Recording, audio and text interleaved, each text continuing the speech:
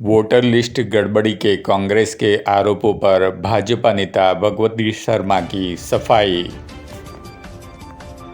सभी print media, electronic media के आए हुए सभी पत्रकार बंधुओं और भगिनों का हार्दिक स्वागत करता हूं। सभी को नमस्कार।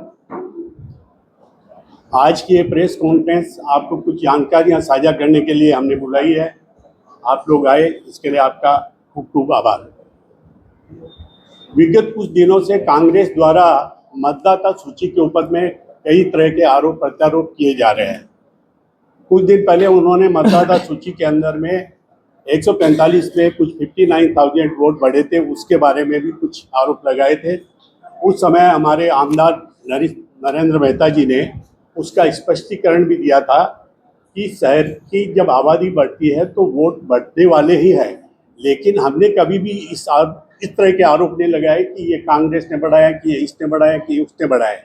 जबकि उस समय उन्होंने उसका क्लियरिफिकेशन ये दिया था कि 9 नंबर और 22 नंबर के अंदर में 16,000 वोट बढ़े थे और वहाँ के 34,000 वोट जो हुए थे उसमें 30,000 वोट कांग्रेस को मिले थे। लेकिन हमने कोई आरोप नहीं लगाया कि वो गलत चीज़ हुआ कि क्या हुआ, ये स्वाभाविक चीज़ है। उसका जवाब दिया था।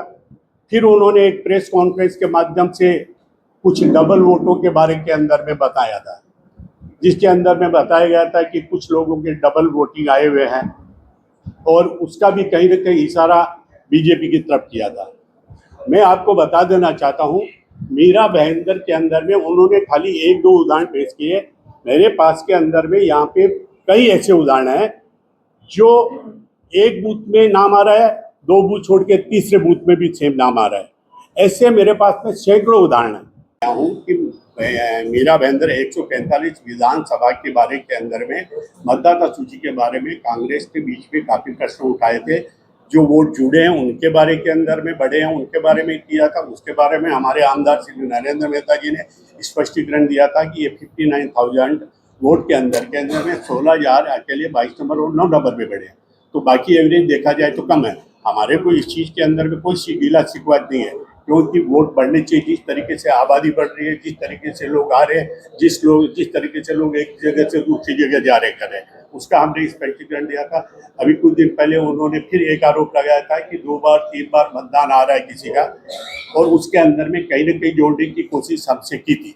इसलिए हमको आज आपको बताने को आना पड़ा है कि ये खाली एक जगह की शिकायत नहीं है, ये हर बूथ की शिकायत है। जो हमने आपको बताया है, हर बूथ के अंदर में 2 बार 3 बार ऐसे नाम है जिनके एपिक नंबर अलग अलग है, फोटो सेम है।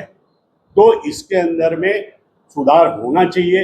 और ये गलतियां इलेक्शन कमिश्नर से भी हो रही है और फार्म भरे जा रहे हैं उनके माध्यम से भी हो रहे हैं, रेंटल पे फ्लैट है उनके अंदर भी हो रहे हैं। हम हमेशा कहते हैं कि इस एरिया के अंदर में 55% वोट हुआ, 60% वोट हुआ, जबकि अगर देखते जाए तो उस बिल्डिंग में रहते हैं उनका 90% वोट हो जाता है, क्योंकि वो शिफ्ट होकर के दूसरी जगह चले गए।